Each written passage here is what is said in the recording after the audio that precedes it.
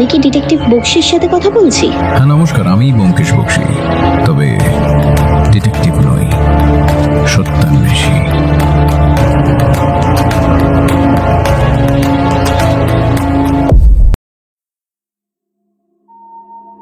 একটা পুরনো সিন্ধুক, যার গোপন রহস্য কি শুধু হারিয়ে যাওয়া একটি চাবির মধ্যেই আটকে, নাকি তার পেছনে লুকিয়ে আছে এক ভয়ঙ্কর ষড়যন্ত্র?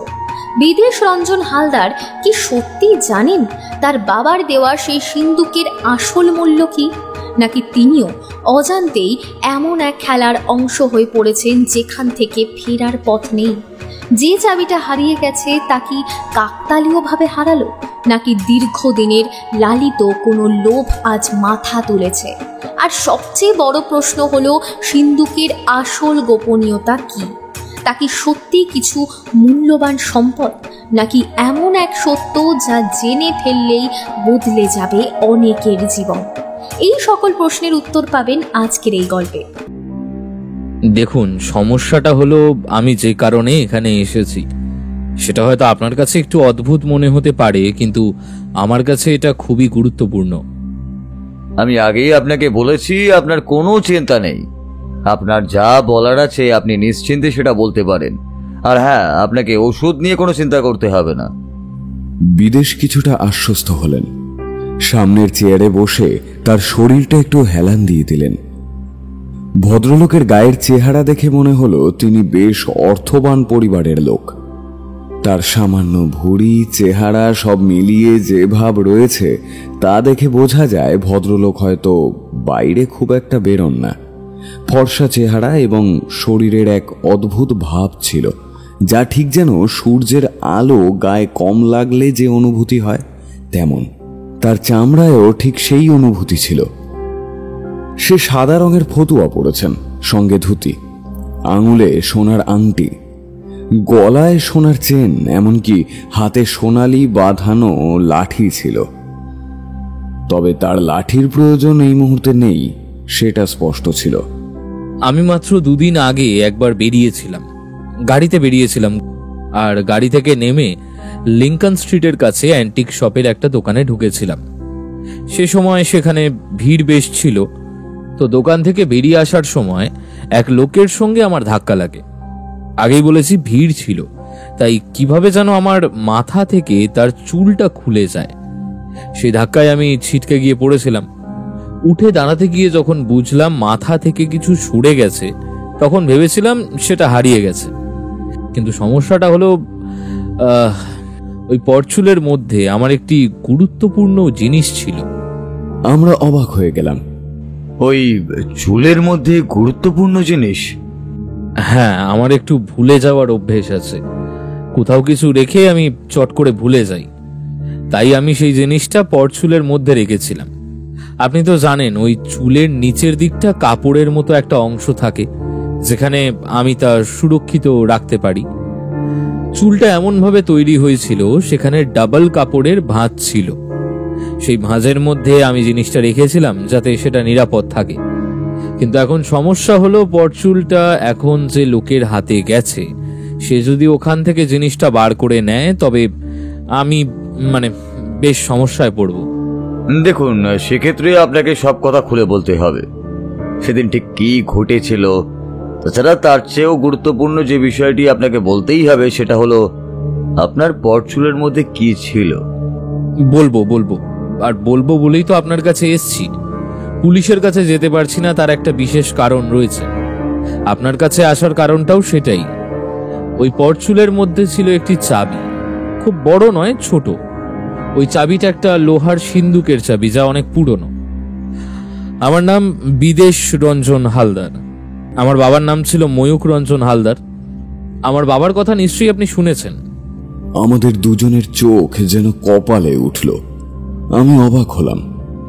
ময়ূক রঞ্জন হালদার কলকাতার নামকরা শিল্পপতিদের মধ্যে একজন, যিনি কলকাতায় 10 বছর আগে নিজের খরচে একটি হাসপাতাল প্রতিষ্ঠা করেছিলেন, শুধুমাত্র মানুষের ভালো চিকিৎসার জন্যই। ঠিক বলেছেন, ময়ূক রঞ্জন হালদার আমার বাবা। বাবা 4 বছর আগে মারা গেছেন, সে কথা হয়তো আপনি জানেন। আমি এবং আমার দাদা বিমল রঞ্জন হালদার আমরা থাকি লিঙ্কন স্ট্রিটের কাছে একটি বাড়িতে।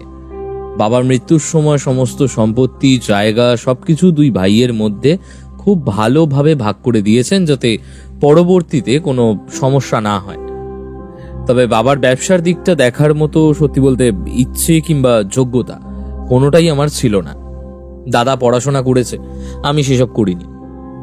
আমার শখ ছিল আঁকা। আসলে ভাগ বাটোয়ারার সময় আমি দাদাকে ব্যবসার দিকের সমস্যাগুলো দেখার জন্য বলেছিলাম, আর আমার জন্য বাড়ি এবং কিছু টাকা পয়সা রাখা হয়েছিল। তাতে আমার একার চলে যাবে। আমি একা বাড়িতে থাকি, আর তার সঙ্গে আমার একটি কাজের লোক থাকে। বাবার মৃত্যুর পর আমাদের বাড়িটা থেকে লিঙ্কন স্ট্রিটের কাছে অন্য একটি বাড়িতে আমি সরে গেছি। তবে আমাদের আসল বাড়ি থেকে খুব একটা বেশি দূরে নয়। বুঝতেই পারছেন, নিজের কাজের জন্য একটু একান্ত জায়গা প্রয়োজন ছিল। বেশ কিছুদিন আগে কলকাতায় একটা এটিআই আর্ট এক্সিবিশনে আপনার ছবি তো বেশ দামি বিক্রি হয়েছিল, তাই না? বিদেশ একটু হাসলেন। এতক্ষণ পর বুঝতে পারলাম ভদ্রলোককে দেখে প্রথমে যেমন মনে হয়েছিল, কিন্তু এখন তেমন মনে হচ্ছে না। এই লোকটি যে এমন একজন মানুষ সেটা বোঝা যায়নি। তারপর যেন মনে হলো, হ্যাঁ, ময়ূখ রঞ্জন এবং বিদেশ রঞ্জন হালদারের নামটা আমি শুনেছি, বিশেষ করে বিদেশ রঞ্জন হালদারের কথা দু একবার খবরের কাগজেও পড়েছি। কিন্তু সমস্যাটা কি? মানে চাবিটা যদি অন্য কেউ পেয়ে গিয়েও থাকে, তাহলে সে কি সিন্দুকটা খুলতে পারবে? সত্যি বলতে সেই সিন্দুকটা আমার বাড়িতে দোতলায় রয়েছে, কিন্তু আমি তো সবসময় বাড়িতে থাকি না, এখানে ওখানে নানান কাজে যেতে হয়। আমার সঙ্গে যে কাজের লোকটি থাকে তাকে আমি বিশ্বাস করি, কিন্তু বলা তো যায় না কখন কি হয়ে যেতে পারে। তাই ওই চাবিটা যদি আমি একবার ফেরত পেয়ে যাই তাহলে। কিন্তু লোহার সিন্দুকের যে কথাটা আপনি বলছেন, তার মধ্যে আসলে কি আছে সে ব্যাপারে আপনি কি কিছু জানেন? মৃত্যুর সময় বাবা ওই সিন্দুকটা আমাকে দিয়ে গিয়েছিলেন এবং বলেছিলেন ওই সিন্দুকের মধ্যে যা আছে তা সব আমার। কিন্তু খুব প্রয়োজন না পড়লে, এমনকি জীবনের সবচেয়ে খারাপ পরিস্থিতি না হলেও সিন্দুক কখনো খুলতে না। আমি সেটা কখনো খুলেও দেখিনি। আপনার পরচুলের মধ্যে যে চাবিটা ছিল সে কথা আপনি ছাড়া আর কে কে জানতো? আমি ছাড়া একমাত্র আমার কাজের লোক ভবতারণ, সে জানতো। আর অন্য কেউ জানতো বলে তো আমার মনে পড়ে না। ওর মুখে অদ্ভুত চিন্তার ভাঁজ ফুটে উঠল। বেশ কিছুক্ষণ ভেবে নিয়ে বলল, বেশ বিদেশবাবু, আপনার বাড়িতে আমরা কাল সকালে আসব। আজকের দিনটা আমার কিছু কাজ রয়েছে, কালকে আশা করছি যে আপনি বাড়িতেই থাকবেন।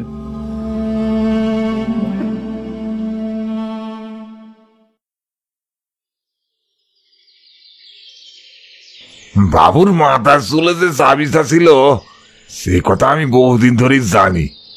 বড়বাবু মারা যাওয়ার পর থেকেই যখন আমরা এখানে চলে এলুম, তখন থেকেই বাবুর মাথার চুলে ওই চাবি ছিল। আচ্ছা, তুমি ছাড়া সে কথা কি আর কেউ জানতো? 4 বছর আগে বড়বাবু মানে ময়ূররঞ্জন বাবু যখন মারা গেছেন, এই 4 বছরের চাবির কথা তুমি আর বিদেশবাবু ছাড়া কি আর কি কেউ জানতো? আমি তো সে কথা কাউকে বলিনি গো বাবু, কারণ এই বাড়িতে ছাড়া আমি অন্য কোথাও যাইও না। সমস্ত কাজকর্ম প্রায় বাবু নিজেই করেন, আমি ঘরের সমস্যাগুলো দেখি। 20 বছর আগে বিয়ে বাড়িতে এসেছিলাম বড়বাবুর কাছে, তখন থেকেই ছোটবাবু সমস্ত কাজকর্ম দেখাশোনার দায়িত্ব আমারই ছিল।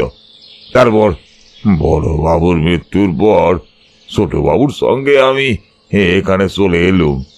আমি কাকে বলবো বাবু, বলেন দেখিনি?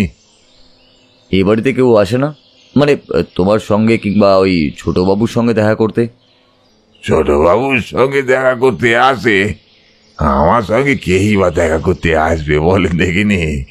আমার তার কেউই নেই। 20 বছর আগে যখন গ্রাম ছেড়েছিলাম তখন বাবা মা মারা গিয়েছিল, বিয়ে শাদিও করিনি, তাই এখন কোনো সম্পর্কই কারোর সাথে নেই। ভিটে মাটি সেরে এখানে এসে পথে পথে ঘুরতে ঘুরতে বড়বাবুর কাছে এসে উঠেছিলুম। তারপর থেকে প্রথমে ওই বাড়ি, আর এখন এটাই আমার বাড়ি। বড়বাবু, ছোটবাবু, এমনকি ওই বাবুও বেশ ভালো মানুষই। আচ্ছা ভবতরণ, একটা কথা ভেবে বলো তো, এই বিদেশবাবুর পরচুলের মধ্যে যে চাবিটা ছিল সে কথা বিদেশবাবুর দাদা মানে বিমলবাবু নিশ্চয়ই জানতেন। এটি বলার সঙ্গে সঙ্গেই ভবতরণ একবার এদিক ওদিক তাকিয়ে দেখলেন। আমরা ভবতরণের সাথে কথোপকথন করছিলাম। একতলায় বসার ঘরের কাছে বসে বিদেশবাবু দোতলায় কি একটা কাজে গিয়েছিলেন। এমন সময় সিঁড়ির কাছে বিদেশবাবুর পায়ের শব্দ শুনে ভবতরণ তাড়াতাড়ি বললেন, ওই সিন্ধুকে কি আছে সে কথা ওই বিমলবাবু কয়েকবার জানতে চেয়েছিলেন আমাদের বিদেশবাবুর কাছ থেকে। বিমলবাবুকে আমি বড়বাবু বলেই ডাকি। আমাদের বড়বাবুর মৃত্যুর পর সিন্ধুকের কথা জানতে চাইলে ছোটবাবু বলেছিল। কি হবে দাদা, বাবা তো বলেছে খুব সমস্যায় না পড়লে সিন্ধুক খুলতে না। বাবার কথা অমান্য করে সেই সিন্ধুক আমি খুলবো কি করে? আমি তো সিন্ধুক খুলতে বলছি না, আমি শুধু এটাই বলছি যে ওই সিন্ধুকের মধ্যে কি আছে সেটা একবার যদি দেখা যেত। বাবা সমস্যায় পড়লে সিন্ধুক খুলতে বলেছে, মানে ওর মধ্যে নিশ্চয়ই দামি কিছু থাকবে। যাক, বাবা আমাদের জন্য যা রেখে গেছে তা সঠিকভাবে কাজে লাগাতে পারলে আমাদের আর কোনো কিছুর প্রয়োজন হবে না। তুই তো ব্যবসার কাজ দেখলি না, তুই নিজের মতোই ছবি আঁকা নিয়ে থাকবি। ছবি আঁকা নিয়ে কি পাস তা আমি কিছুই জানি না। বাবাও সে চেষ্টা করেছিলেন অনেকবার। বাবাকে তো আমি বলেছিলাম প্রয়োজন হলে সবকিছু ছেড়ে চলে যাব, কিন্তু ছবি আঁকা আমি ছাড়তে পারবো না। ছবি আঁকাই আমার জীবনের সবচেয়ে গুরুত্বপূর্ণ বিষয়, তাই ওই ব্যাপারে আমি কোনো কথা শুনতে চাই না। এটা তো অনেক আগের কথা, তাই না? বড়বাবুর মৃত্যুর 2 বছর পরই, তখনই তো বাড়ি ছেড়ে ছোটবাবু এখানে চলে এসেছিলেন। বড়বাবু ও ছোটবাবুর মধ্যে ঝগড়াও হয়েছিল, তবে খুব বেশি নয়। কিন্তু বড়বাবুর স্ত্রী বড় বৌদিমণি ওই বাক্সটার প্রতি খুব আগ্রহী ছিলেন। আমাকে বারবার বলতেন চাবিটা কোথায় আছে সেটা খুঁজে বের করে দিতে, কিন্তু আমি আর কিছুই জানি না গো বাবু। ব্যোমকেশ একবার আমার দিকে তাকালো, তারপর কিছু একটা ভাবতে ভাবতে ওদের সামনে দেওয়ালের দিকে তাকিয়ে রইল। ঠিক তখনই সিঁড়ি দিয়ে বাবু নামতে নামতে বললেন, ওপরে চলে আসুন। আমরা ঘুরে ঘুরে উপরের ঘরে তার ছবিগুলো দেখছিলাম। তার ছবি আঁকার ক্ষমতা সত্যি অদ্ভুত। প্রথম দিন ভদ্রলোককে দেখে যেমন অদ্ভুত ভাব মনে হয়েছিল, এক মুহূর্তে তার সবকিছুই বদলে গেল। তার ছবির বিষয়বস্তু বেশিরভাগ সব কাল্পনিক। প্রকৃতি, অদ্ভুত কিছু মূর্তি, অথবা এমন কোনো দৃশ্য যা হয়তো বিদেশবাবু বা অন্য কারোর চোখে কখনো ধরা পড়েছিল। গ্রামের চিত্র, শহরের চিত্র, এমনকি আরো অনেক কিছু। ঘরের মধ্যে চোখে পড়েনি কোনো পোর্ট্রেট কিংবা মানব চিত্র। আপনি কি পোর্ট্রেট বা মানব চরিত্র নিয়ে ছবি আঁকেন না? না, অনেকেই তাদের ছবি আঁকার জন্য আমাকে বলেছেন, কিন্তু সত্যি বলছি যে বিষয় নিয়ে কাজ করতে ভালো লাগে না সেগুলো নিয়ে কেন কাজ করব বলুন তো? আপনি আমার ঘরে যে সমস্ত ছবি দেখবেন সবই আমার মস্তিষ্ক প্রসূত। একটি দেওয়ালের পাশে একটি ছবি চোখে পড়ল, একটি প্রজাপতি যা গাছের ডাল থেকে আস্তে আস্তে বাইরে বেরিয়ে আসে। ভালো করে লক্ষ্য করলে বোঝা যায় সেটি ডাল নয়, একটা মাছ। মাছের মধ্যে থেকে প্রজাপতি সেই মুহূর্তে বাইরে বেরিয়ে আসে, এত নিপুণভাবে ফুটিয়ে তোলা যে নিজের চোখে না দেখলে বোঝা যাবে না। ওপরতলার ঘরে ঘুরতে ঘুরতে বিদেশবাবু বললেন, ভবতরণের সঙ্গে কথা বলে কি বুঝলেন?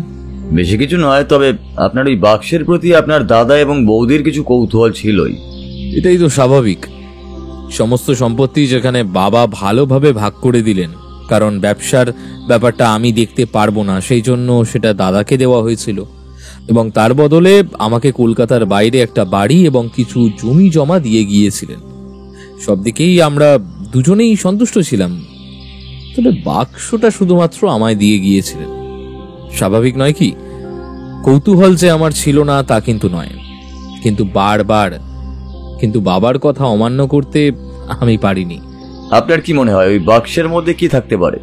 আমার মনে হয় এই বাক্সের মধ্যে এমন কিছু একটা আছে যা বাবার কাছে খুব প্রিয় ছিল, এবং সেটি হয়তো আমারও খুব প্রিয় হবে, আর সেই কারণেই বাবা সেটা আমায় দিয়ে গিয়েছেন। তাছাড়া কঠিন দুঃসময় বাবার জন্য আলাদা করে টাকা পয়সা রেখে যাবেন এমনটা আমি মনে করি না। কিন্তু ওই বাক্সে এমন কিছু থাকতে পারে যা টাকার মূল্যে মূল্যবান না হলেও অন্য কোনো মূল্যে অবশ্যই দামি। আমারও ঠিক তেমনটাই মনে হয়। আচ্ছা, যেখান থেকে আপনার ওই পট চুলটা চুরি হয়েছিল সেই অ্যান্টিক শপের ঠিকানাটা আমাকে একবার দিন তো, সেখানে গিয়ে একবার দেখে আসতে হবে। এরপর বিদেশবাবুর সঙ্গে কিছু কথা বলে আমরা ফিরে এলাম। কি মনে হচ্ছে? কোন ব্যাপারে বলছো? এটাই তো, তুমি কাল বিদেশবাবুকে কথা দিয়ে এসেছিলে তার চেনা সেই অ্যান্টিক শপে গিয়ে একবার খোঁজ খবর নেবে। তাছাড়া আজ সকালে বেরিয়ে কোথাও গিয়েছিলে, পুটিরাম বলল ওখানে গিয়েছিলে নাকি। আমি তো জানি সকালে তুমি একটু ব্যস্ত ছিলে, ফিরতে ফিরতে দুপুর হয়ে গিয়েছিল। তারপরে সে শুনলাম তুমি খাওয়া দাওয়া না করেই নিজের ঘরে চলে গেছো। বুঝলাম ব্যস্ত ছিলে, তাই বিরক্ত করিনি। কিন্তু এখন তো বলো ব্যাপারটা কি হলো? আমরা ঘরে বসেছিলাম, সামনে চায়ের কাপ। ব্যোমকেশ চায়ের কাপে লম্বা করে চুমুক দিচ্ছিল আর হাতে খোলা খাতার দিকে তাকিয়ে কি যেন দেখছিল। বুঝতে পারছিলাম বিদেশবাবুর চাবি চুরির ব্যাপারটা নিয়ে ও ভীষণভাবে জড়িয়ে পড়েছে, কিন্তু এতটা গভীরভাবে ভাবার মতো কিছু এখনো হয়নি। চুলটা চুরি করেছে, সেটা খুঁজে বের করতে পারলে সমস্যা মিটে যাবে। তবে সিন্ধুকে কি আছে সে ব্যাপারে আমারও কিছু কৌতূহল ছিল। ওখানে গিয়েছিলাম, ক্যানিং স্ট্রিটের কাছে ওই অ্যান্টিক শপে। প্রথম দিন বিদেশবাবু সামান্য কিছু ভুল বলেছিলেন। লিঙ্কন স্ট্রিটের কাছে অ্যান্টিক শপের কথাও উনি বলেছিলেন, কিন্তু আজ ঠিকানা দেওয়ার সময় দেখলাম সেটা ক্যানিং স্ট্রিটের কাছে হতে পারে। তিনি হয়তো ভুলবশত কথাটা বলে ফেলেছিলেন। যাই হোক, যথারীতি আজ সকালে সেখানে গিয়ে পৌঁছালাম। ছোটখাটো দোকান, বেশি বড় নয়, কিন্তু জিনিসপত্র অনেক রয়েছে। সকালের এই সময়টা বোধহয় খদ্দেরদের ভিড় কমই থাকে। ক্যাশ বাস্কের কাছে বসে একজন মধ্যবয়স্ক ভদ্রলোক, পাকা চুল, তিনি হিসাব করছিলেন। আমি এগিয়ে গেলে তিনি সামান্য উঠে এসে বললেন, বলুন স্যার, আপনাকে কি দেখাবো? আমি কিছু দেখতে আসিনি, আমি এসেছি মিস্টার হালদার অর্থাৎ বিদেশ রঞ্জন হালদারের তরফ থেকে। কয়েকদিন আগেই আপনার এই দোকানেই তার সঙ্গে একটা ছোট্ট দুর্ঘটনা ঘটেছিল। আপনার সে বিষয় নিশ্চয়ই মনে আছে? হ্যাঁ, মনে থাকবে না কেন? উনি তো আমাদের একরকম বলতে গেলে নিয়মিত কাস্টমার। নতুন কোনো জিনিসপত্র এলে ওনাকে ডাকা হয়। তাছাড়া ভদ্রলোকের আঁকার হাতও চমৎকার।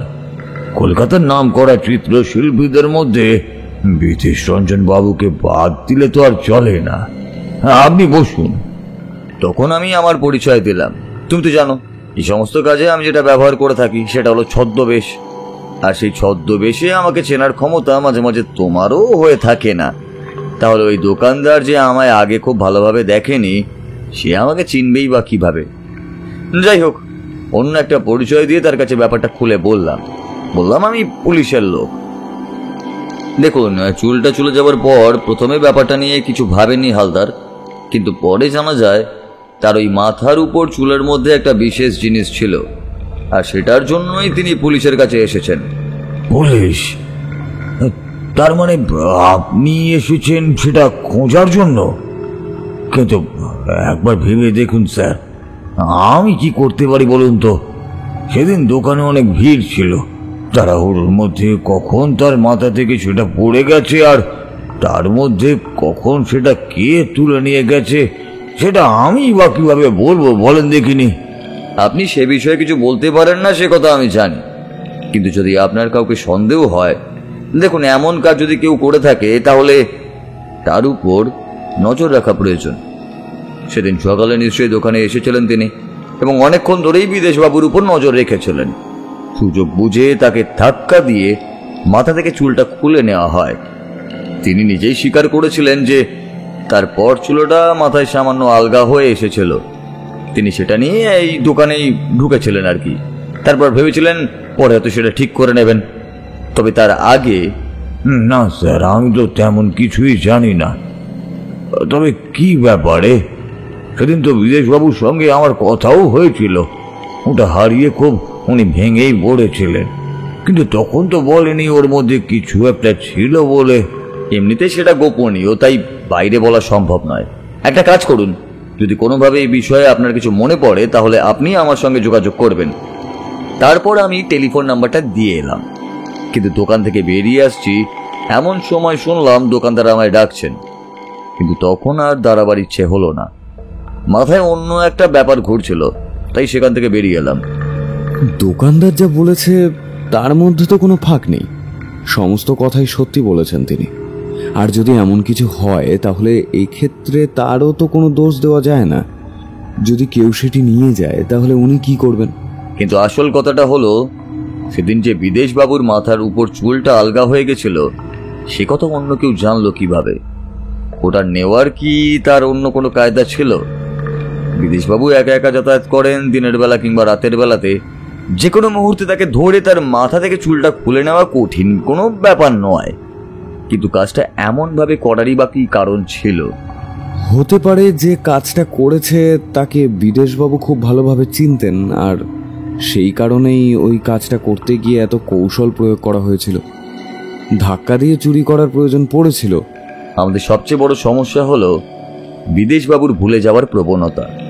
তিনি অনেক কিছু বিভিন্ন জায়গায় রেখে ভুলে যান, ঠিক তেমনই হয়তো চাবির কথা অন্য কাউকে বলে সেটাও ভুলে গেছেন।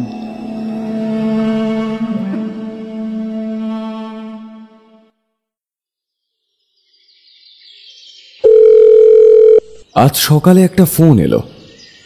ব্যোমকেশ ফোনটা ধরল। কথা শুনে মনে হলো বিদেশবাবুর সঙ্গে কথা বলছিল। এই প্রান্তের কথাই শুধু শুনতে পেলাম, অপর প্রান্তের কথাগুলি শোনা গেল না। তবে বোঝা গেল ও বিদেশবাবুকে খুব সাবধানে থাকার কথা বলছে এবং প্রয়োজন হলে তার বাড়িতে পুলিশের পাহারা বসানোর কথা বলছে। ফোন রাখতেই বললাম, আবার কি হলো? হঠাৎ করে আবার বাড়িতে পুলিশ পাহারার প্রয়োজন পড়লো কেন? এক্ষুনি আমাদের বেরোতে হবে। কাল রাতে বিদেশবাবুর কাজের লোক ভবতারণ খুন হয়েছে। আমি প্রায় চেয়ার থেকে লাফিয়ে উঠে দাঁড়ালাম। কি বলছো? ভবতারণ খুন হয়েছে? কিন্তু ভবতারণকে কেউ খুন করতে যাবে কেন? এটাও ওখানে না গিয়ে পৌঁছানো পর্যন্ত বুঝতে পারবো না। এখনই আমাদের বেরোতে হবে। চলো। পুলিশ ঘটনাস্থলে কিছুক্ষণের মধ্যেই এসে পড়বে, তার মধ্যেই আমাদেরকে ঢুকতে হবে। নাহলে বুঝতেই পারছো, যদি দেখা যায় অন্য কোনো পুলিশের অধীনে কেসটা পড়েছে তাহলে সমস্যা আরও বাড়বে। ওর কথাগুলো শুনে আমি তাড়াতাড়ি প্রস্তুত হয়ে নিলাম। তারপর দুজনেই বেরিয়ে পড়লাম। বিদেশবাবুর বাড়িতে গিয়ে পৌঁছতেই চোখে পড়ল পুলিশ ইতিমধ্যেই ঘটনাস্থলে পৌঁছেছে। পুলিশ অফিসারের সঙ্গে দেখা করে আমরা সরাসরি ঘটনাস্থলে চলে গেলাম। সিঁড়ির কাছে মৃতদেহ পড়েছিল উল্টো হয়ে এবং পিঠে একটা ছুরি গাঁথা। পাশে একটা চেয়ারে বসে ফ্যাকাশে মুখে বিদেশবাবু বসেছিলেন। আমরা গিয়ে সেখানে বসলাম। বিদেশবাবু বললেন, কোথা থেকে যে কি হয়ে গেল আমি কিছুই বুঝতে পারছি না। কাল রাতে একবারও কোনো শব্দ পাইনি, কিচ্ছু বুঝতে পারিনি। যদিও কাল রাতে একটু দেরি করে ঘুমোতে গিয়েছিলাম, আর জানেন তো, একবার ঘুমোতে গেলে আমার ঘুম সেই সকাল না হওয়া পর্যন্ত ভাঙে না। ব্যাপারটা কি হয়েছিল সেটা একটু খুলে বলতে হবে মিস্টার হালদার। আজ সকালে মৃতদেহ আপনি তো প্রথম দেখেছেন, সকালবেলায় ঠিক কি ঘটেছিল? কাল রাতে একটু দেরি করেই ঘুমোতে গিয়েছিলাম। একটা ছবি আঁকছিলাম, কিন্তু মনটা বেশ কিছুদিন ধরেই ভালো যাচ্ছিল না, তাই ছবি আঁকার কাজটা ধীর গতিতে চলছিল। এমন একটি পরিস্থিতি যখন হয়ে গেল তখন আর কিছু লুকিয়ে লাভ নেই। মানে একদিন আগে আমার মাথার ওপরে চুলটা হারিয়ে গিয়েছিল, আর সেই মাথার চুলের মধ্যে একটা জিনিস ছিল যা আমার কাছে খুবই দামি। এইসব নিয়ে আমি চিন্তায় ছিলাম। তারপর কাজ সেরে অনেক রাতে যখন ঘুমোতে যাই তখনও একবার নিচে নেমে গিয়েছিলাম, সবকিছু ঠিক ছিল। তারপর সকালে ঘুম ভাঙতেই দেখি ঘড়িতে প্রায় 9টা বেজে গেছে। এতক্ষণে ঘুম ভাঙল। বিশেষত ওঠার পরে আমাকে ভবতারণ ডাকাডাকি করতে শুরু করেছে। তার উপরে তখন রাগ করলেও পরে বুঝতে পারলাম সে ঠিকই করেছে, কারণ সকালে উঠে ব্রেকফাস্ট করে স্নান খাওয়া দাওয়া করে আবার ঘুমোতে চলে যাই প্রায় বিকেল পর্যন্ত। এটাই ছিল আমার রুটিন। কিন্তু আজ ভবতারণ ডাকেনি দেখে একটু রেগে দরজা থেকে বেরিয়ে ভবতারণের নাম ধরে ডাকতে ডাকতে সিঁড়ির কাছে আসছিলাম।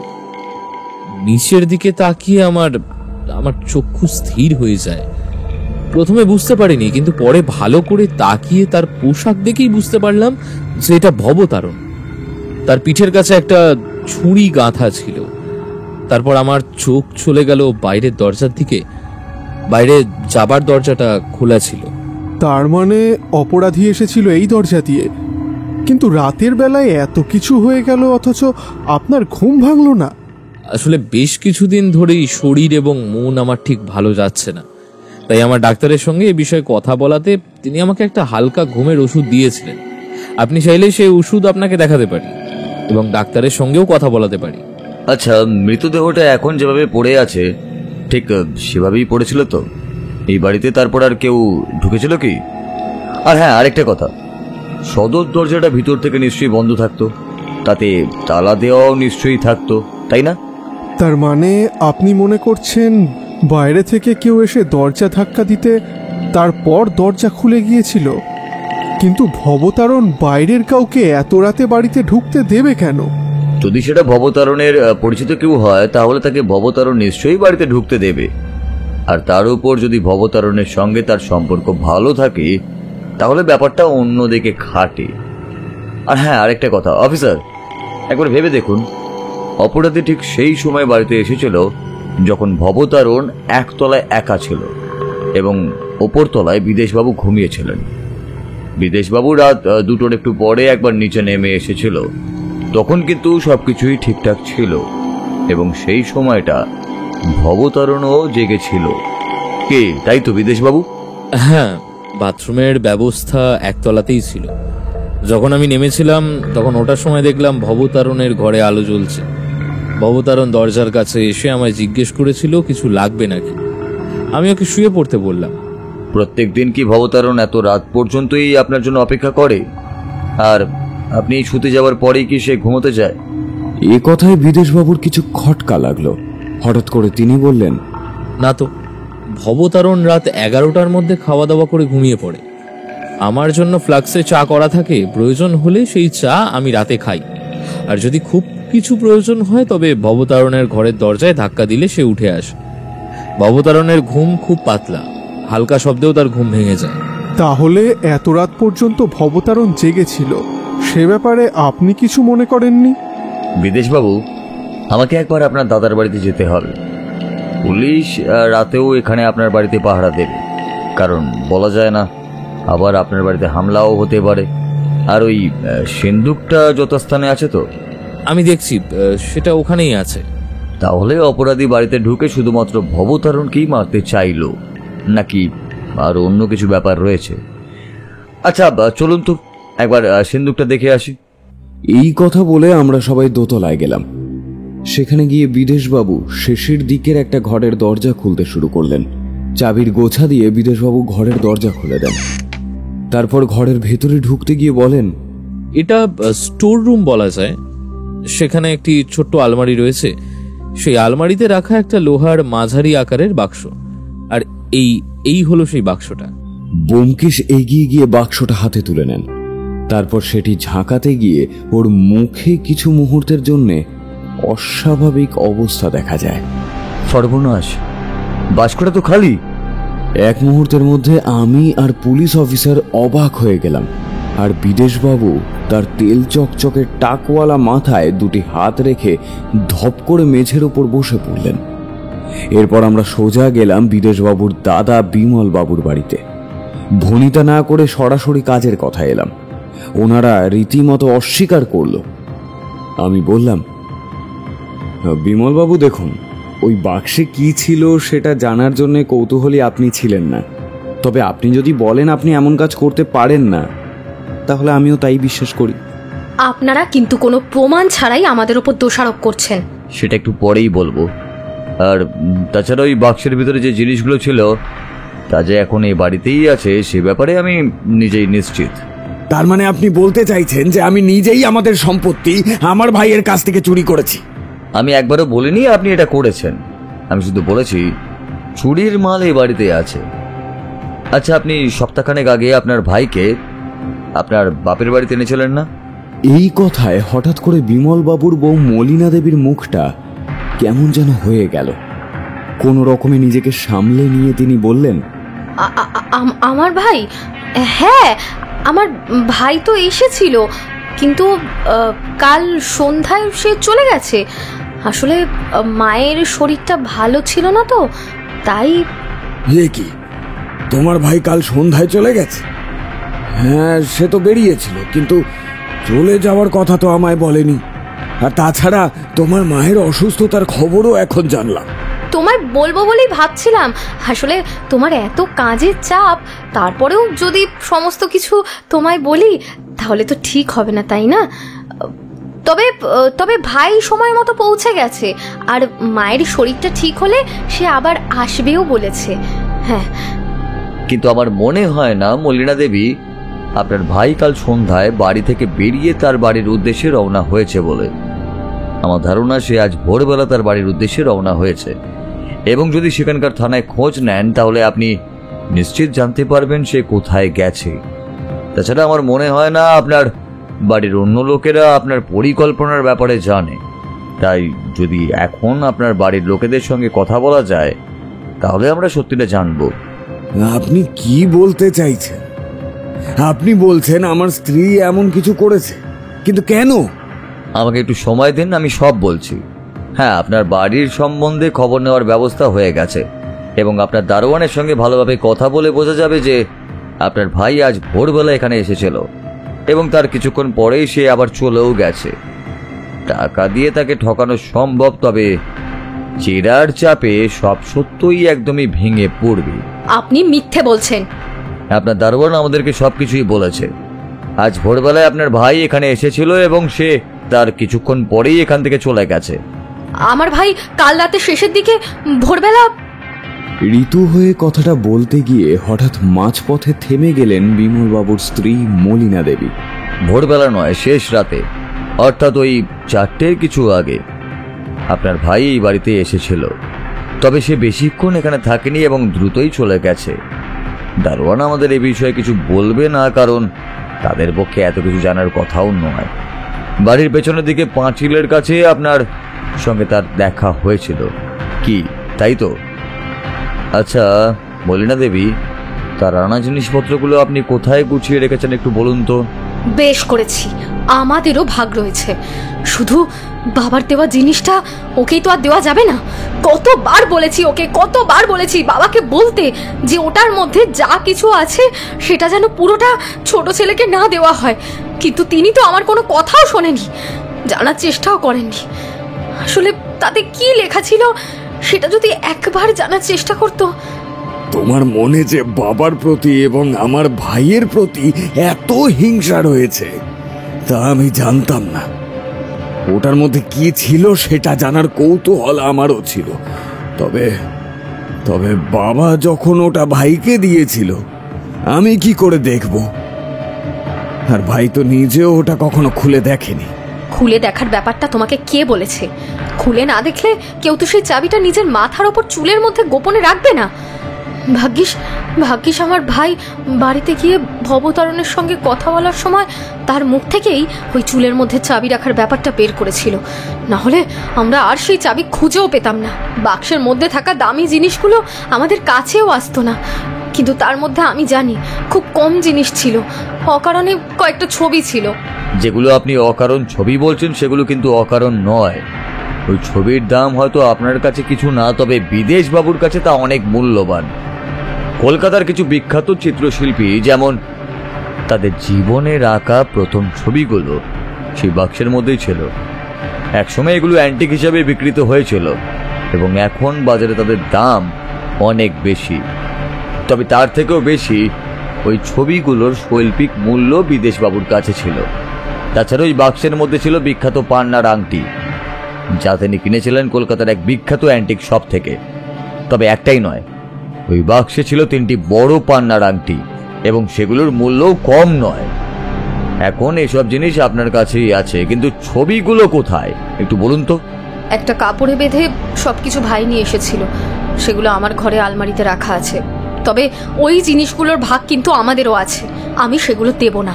বিমল রাগে অন্ধ হয়ে হঠাৎ করে উঠে দাঁড়িয়ে মলিনার গালে সজোরে চড় মারলেন।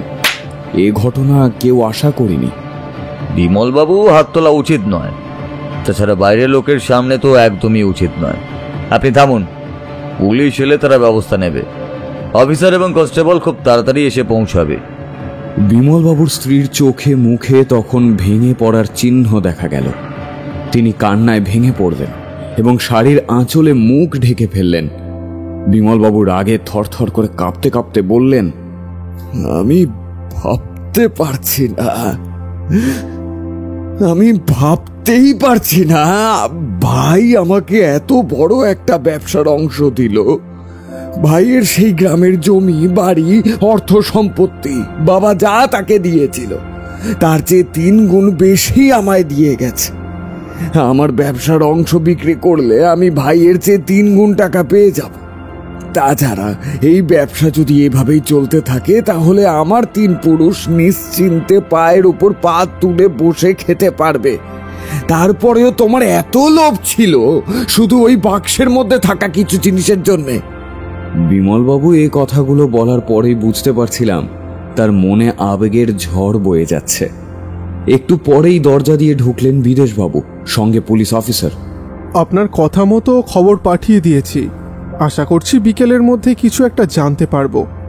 পথে বিদেশবাবুর সঙ্গে দেখা হলো, তাই তাকে নিয়ে চলে এলাম।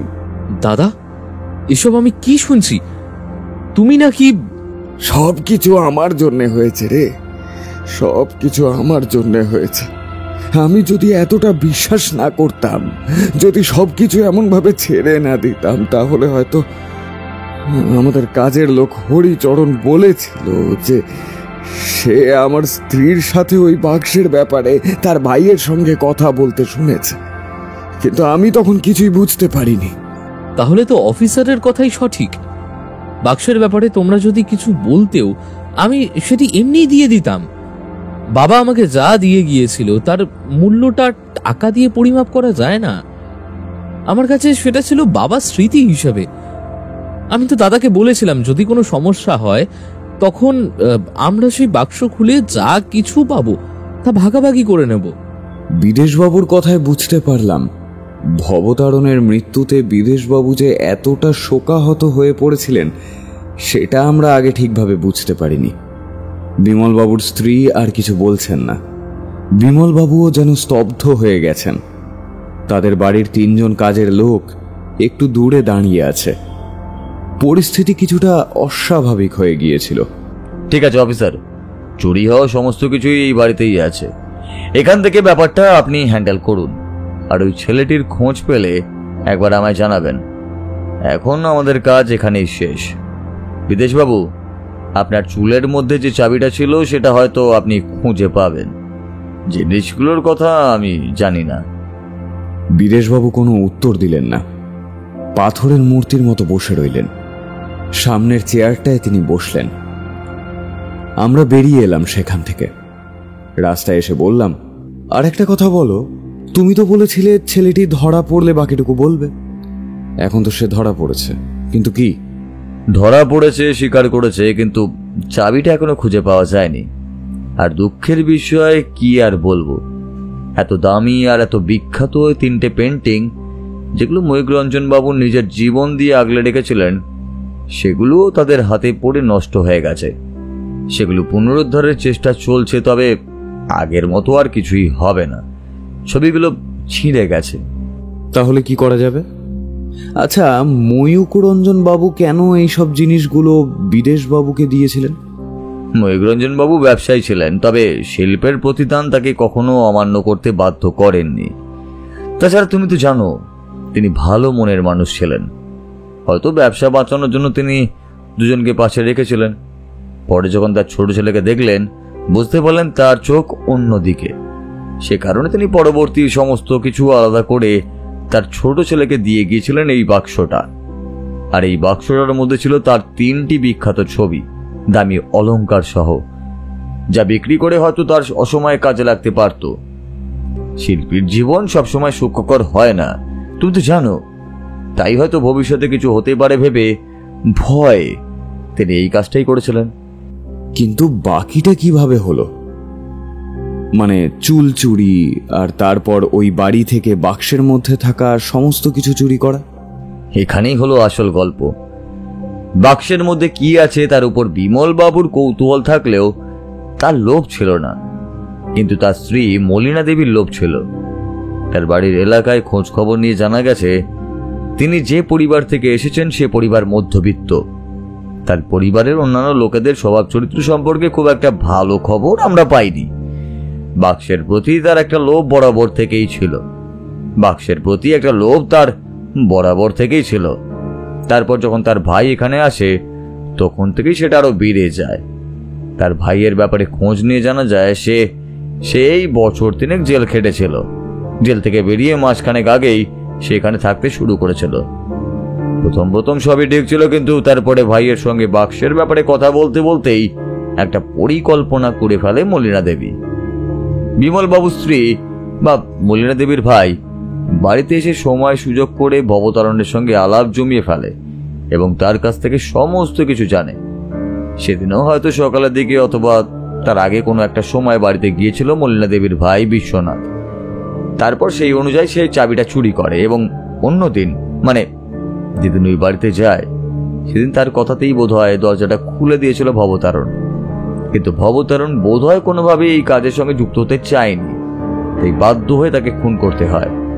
হয়তো চিৎকার করেছিল, কিন্তু ঘুমের ওষুধ খেয়ে ঘুমিয়ে পড়েছিলেন বিদেশবাবু, তাই কিছুই শুনতে পাননি। তারপর চাবি খুলে ঘরের দরজা খুলে বাক্স থেকে জিনিসটা নিয়ে আসাটা কঠিন কাজ ছিল না, কিন্তু সমস্যাটা বাঁধিয়ে ফেলল ভবতারণের মৃত্যু এবং দরজা খোলা থাকা। ওইখানেই আমার সন্দেহ হয়, কেন ভবতারণ দরজা খুলে দিল? তাহলে চেনা কেউ ঘরে ঢুকেছিল, কিন্তু সেটা কে? ভবতারণের ব্যাপারে খোঁজ নিয়ে জানা যায় সত্যি সত্যি সে 20 বছর আগেই এখানে এসেছিল এবং গ্রামে গঞ্জে তার পরিবারের কোনো চিহ্নই আর ছিল না। তার মানে তার পরিচিত কেউ হতে পারে না, একমাত্র বিদেশবাবু ছাড়া। বিমলবাবু সে কাজটা করবে না, আর তার ব্যাপারেও আমি খোঁজ খবর নিয়েছি। ভবতারণ জানিয়েছিল বিমলবাবুর চেয়ে তার স্ত্রীর ওই বাক্সের ব্যাপারে কৌতূহল বেশি ছিল। তারপর খোঁজ নিয়ে জানা যায় কিছুদিনের মধ্যে বিমলবাবুর স্ত্রীর ভাই এসেছিল। তারপর খোঁজ খবর নিয়ে জানা যায় কিছুদিনের মধ্যেই বিমলবাবুর স্ত্রী মলিনা দেবীর ভাই এসেছিল।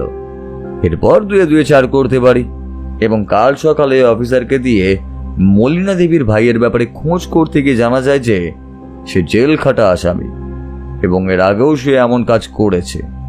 তারপরে এই বাড়ি থেকে 3টি ছবি, পান্না এবং সোনার গহনাগুলো উদ্ধার করার পর বাকি তো সবকিছুই পরিষ্কার হয়ে যায়, তাই না ভাইয়া? ভাইয়ে ভাইয়ের সম্পত্তি নিয়ে বিবাদ হয় বলে শুনেছি, কিন্তু এখানে ভাইয়ে ভাইয়ে বিভক্ত তো দূরের কথা, এত সম্পত্তি নিয়ে এত সুন্দর বন্টন, এটা আমি খুবই কম দেখেছি। অথচ তারপরেও এত কিছু। অর্থই অনর্থের মূল, বুঝলে?